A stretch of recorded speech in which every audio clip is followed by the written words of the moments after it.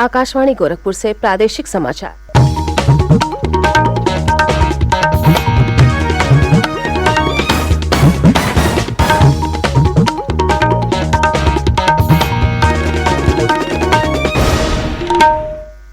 नमस्कार, समाचार बुलेटिन के साथ मैं सोनी निगम। पहले मुख्य समाचार। उत्साह के साथ मनाया गया राष्ट्र का 73वां गणतंत्र दिवस। दिल्ली में राजपथ पर देश की सैन्य शक्ति और सांस्कृतिक विविधता का किया गया प्रदर्शन। प्रदेश में गणतंत्र दिवस का मुख्य आयोजन लखनऊ में विधान भवन के सामने आयोजित किया गया। राज्यपाल आनंदीबेन पटेल ने ध्वजारोहण कर ली परेड की सलामी। मुख्यमंत्री योगी आदित्यनाथ ने पद्म पुरस्कारों के लिए चयनित प्रदेश की विभूतियों को दी बधाई। कहा, सम्मानित विभूतियों के उल्लेखनीय कार्यों का लाभ देश और समाज को मिला है। प्रदेश में विधानसभा चुनाव के चौथे चरण के लिए नामांकन प्रक्रिया आज से होगी शुरू। और समाजवादी पार्टी ने जारी की विधानसभा चुनाव के लिए 39 प्रत्याशियों की दूसरी सूची। भाजपा ने भी घोषित किए 8 प्रत्याशियों के नाम।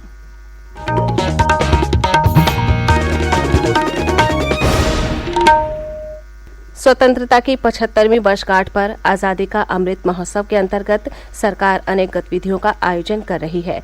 इसी क्रम में प्रादेशिक समाचार एकांश आकाशवाणी गोरखपुर ने विशेष प्रश्नोत्तरी की शुरुआत की है। इसके तहत हर सप्ताह बृहस्पतिवार को प्रादेशिक समाचार बुलेटिन में श्रोताओं से एक प्रश्न पूछा जाता है। श्रोता अपने उत्तर ईमेल ID airnews.gkp@gmail.com पर भेज सकते हैं। सही जवाब देने वालों में से एक भाग्यशाली विजेता के नाम की घोषणा अगले दिन शुक्रवार को समाचार बुलेटिन में की जाएगी। विजेता का नाम हमारे ट्विटर हैंडल और यूट्यूब चैनल पर भी फ्लैश किया जाएगा। आज का प्रश्न है, नेताजी सुभाष चंद्र बोस की जयंती को राष्ट्र किस दिवस के रूप में मनाता है? प्रश्न एक बार फिर सुन लें। नेताजी सुभाष चंद्र बोस की जयंती को राष्ट्र किस दिवस के रूप में मनाता है? आप जवाब के साथ अपना नाम, पता और फोन नंबर अवश्य भेजें ताकि विजेता बनने पर आपसे संपर्क किया जा सके।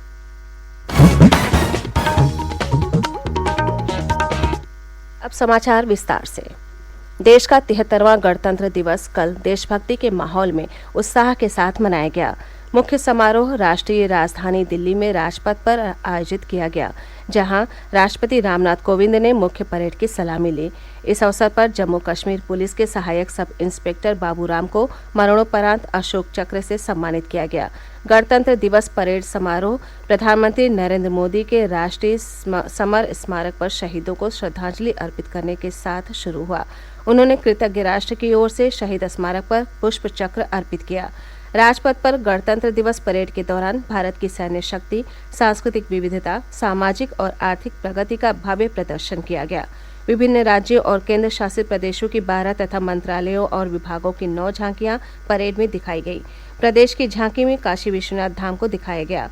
परेड की सबसे आकर्षक झलक फ्लाई पास्ट में दिखाई दी, जिसमें भारतीय वायुसेना के 75 विमानों और हेलीकॉप्टरों ने हिस्सा लिया। रक्षा मंत्रालय द्वारा इस बार समाज के ऐसे वर्गों को परेड में देखने का अवसर प्रदान किया गया था जो अक्सर परेड नहीं देख पाते थे। ऑटो रिक्शा ड्राइवरों, निर्माण श्रमिकों, सफाई कर्मचारियों और अग्रिम पंक्ति के स्वास्थ्य कर्मियों को गणतंत्र दिवस परेड देखने के लिए विशेष रूप से आमंत्रित किया गया था। प्रदेश में 73वां गणतंत्र दिवस धूमधाम से मनाया गया।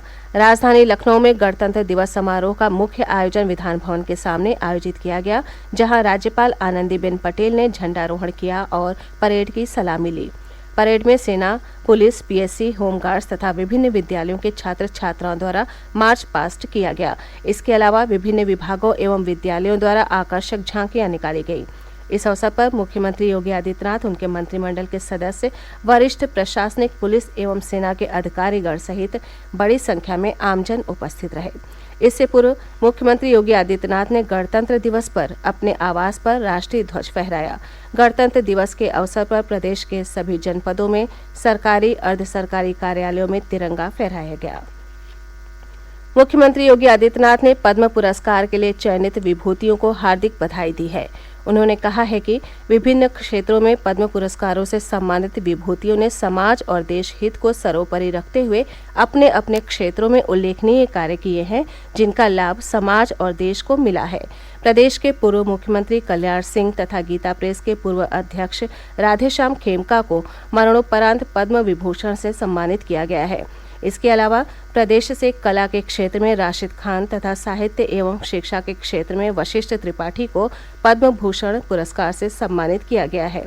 साथ ही सुश्री कमलिनी अस्थाना एवं सुश्री नलिनी अस्थाना को संयुक्त रूप से शिवनाथ मिश्रा, श्री शीशराम सेठपाल सिंह, सुश्री विद्या बिंदु सिंह, शिवानंद, अजय कुमार सोनकर, सुश्री अजिता श्रीवास्तव तथा डॉक्टर कमलाकर त्रिपाठी को पद्मश्री पुरस्कार से सम्मानित किया गया है। प्रादेशिक समाचार आप आकाशवाणी गोरखपुर से सुन रहे हैं। ये समाचार बुलेटिन हमारे YouTube channel AIR news Gorakhpur और ट्विटर हैंडल AIR न्यूज़_GKP पर भी उपलब्ध है।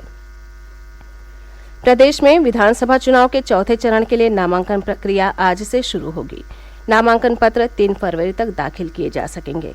इस चरण में 9 जिलों की 59 विधानसभा सीटों के लिए 23 फरवरी को मतदान होगा। जिन जिलों में मतदान होना है वो हैं पीलीभीत, लखीमपुर खीरी, सीतापुर, हरदोई, लखनऊ, उन्नाव, रायबरेली, फतेहपुर और बांदा। तीसरे चरण के लिए नामांकन प्रक्रिया एक दिन पूर्व शुरू हो गई। पहले दिन एक उम्मीदवार ने पर्चा दाखिल किया। 1 फरवरी तक नामांकन दाखिल किए जा सकते हैं। तीसरे चरण में 16 जिलों की 59 सीटों के लिए 20 फरवरी को मतदान होगा।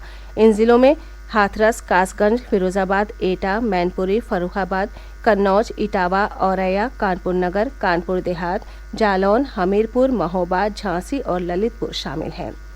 इस बीच राज्य में विधानसभा चुनाव के दूसरे चरण के लिए भी नामांकन प्रक्रिया जारी है। अब तक 152 उम्मीदवारों ने पर्चे दाखिल किए हैं। एक दिन पूर्व 94 उम्मीदवारों ने पर्चे दाखिल किए। चुनाव के दूसरे चरण के लिए नामांकन की कल अंतिम तिथि है। इस चरण में 9 जिलों की 55 विधानसभा सीटों के लिए 14 फरवरी को मतदान होगा। इन जिलों में सहारनपुर, बिजनौर, अमरोहा, संभल, मुरादाबाद, रामपुर, बरेली, बदायूं और शाहजहांपुर शामिल हैं। प्रदेश विधानसभा चुनाव के लिए समाजवादी पार्टी ने 39 प्रत्याशियों की दूसरी सूची जारी की है।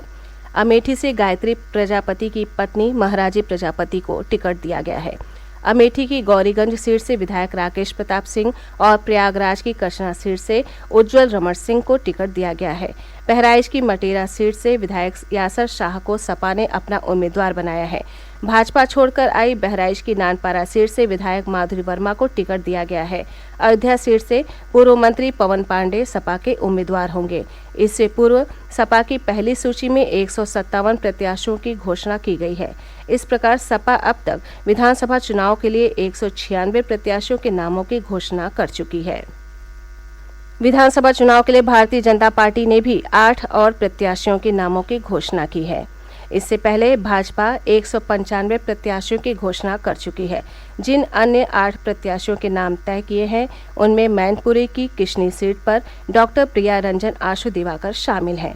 भरथना सीट से डॉक्टर सिद्धार्थ शंकर दोहरे भाजपा के प्रत्याशी होंगे।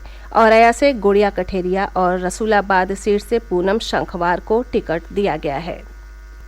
भारतीय रेल ने अपनी भर्ती परीक्षाओं की चयन प्रक्रिया को लेकर उम्मीदवारों के विरोध के मद्देनजर केंद्रीकृत रोजगार अधिसूचना के अंतर्गत गैर तकनीकी लोकप्रिय श्रेणियों की भर्ती परीक्षा और उनसे संबंधित पहले चरण की कंप्यूटर आधारित परीक्षा का आयोजन स्थगित कर दिया है। विभाग ने इस महीने की 14 और 15 तारीख को रेलवे भर्ती बोर्ड द्वारा जारी पहले चरण की कंप्यूटर आधारित परीक्षा के परिणामों को लेकर उम्मीदवारों की चिंताओं और संदेह दूर करने के लिए उच्च स्तरीय समिति भी गठित की है। अंत में मुख्य समाचार एक बार फिर।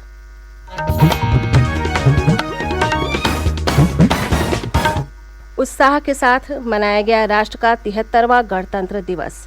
दिल्ली में राजपथ पर देश की सैन्य शक्ति और सांस्कृतिक विविधता का किया गया प्रदर्शन। प्रदेश में गणतंत्र दिवस का मुख्य आयोजन लखनऊ में विधान भवन के सामने आयोजित किया गया। राज्यपाल आनंदीबेन पटेल ने ध्वजारोहण कर ली परेड की सलामी। मुख्यमंत्री योगी आदित्यनाथ ने पद्म पुरस्कारों के लिए चयनित प्रदेश की विभूतियों को दी बधाई। कहा, सम्मानित विभूतियों के उल्लेखनीय कार्यों का लाभ देश और समाज को मिला है। प्रदेश में विधानसभा चुनाव के चौथे चरण के लिए नामांकन प्रक्रिया आज से होगी शुरू। और समाजवादी पार्टी ने जारी की विधानसभा चुनाव के लिए 39 प्रत्याशियों की दूसरी सूची। भाजपा ने भी घोषित किए 8 प्रत्याशियों के नाम। इसी के साथ ये समाचार बुलेटिन समाप्त हुए। नमस्कार।